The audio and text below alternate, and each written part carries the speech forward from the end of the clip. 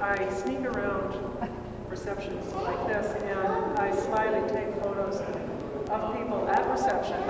And then I do drawings of them, and then they get to go to their own receptions. And actually, he's the only one here that wasn't at a reception. He was at my house for Thanksgiving, so I didn't go to the studio. He had to pay for his dinner, so he posed. But anyways, that...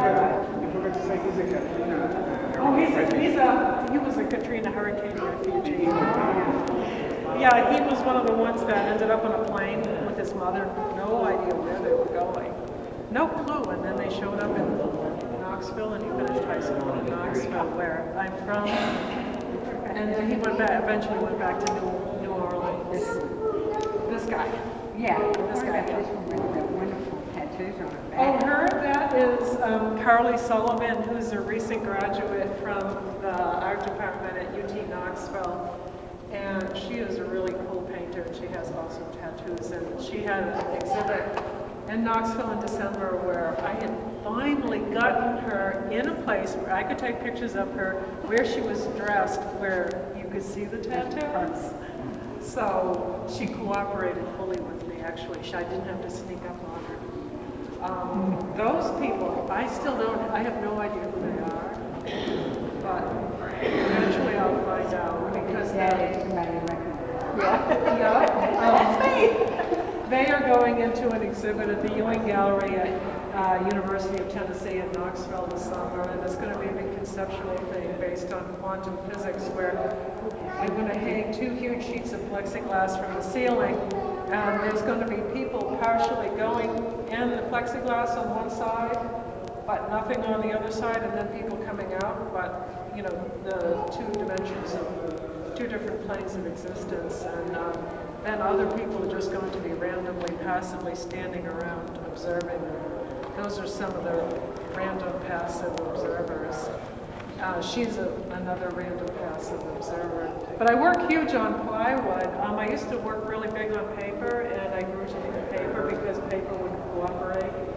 And I was mounting it on plywood, and there would be imperfections, and it annoyed me, so I figured I should just draw on plywood with charcoal, and it works. It's just as easy to draw on birch plywood as it is to draw on paper, except you have to finish it like furniture. You have to spray it with a couple coats of polyurethane to set the charcoal, and then you do a couple brush-on coats and cut it out. And the fun thing about plywood is you can do anything. It can stand up all by itself. And I do other drawings where there's layers and layers of plywood. You can handle it sculpturally, so there's a lot more possibilities then. And it's, you know, it's a lot stronger. You don't have to worry about it ripping. I have friends that do huge cut paper pieces, and they have to really, really be careful about transporting it. Sometimes it sags, and it's Actually, I cheated with her. She is about 4'11". And she was wearing 4-inch heels that night. But she wanted to be taller, so I made her taller. But everybody else's height is about what they really are. That guy in the middle, he's short. I've seen him around First Fridays in Knoxville again, and that guy is probably only about 5'4". And he was with a couple of Amazons that night. Those girls are tall.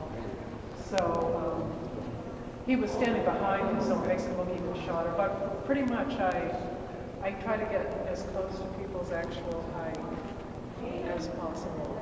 Because then when I install them in a big group, you get a full idea of the range of the size.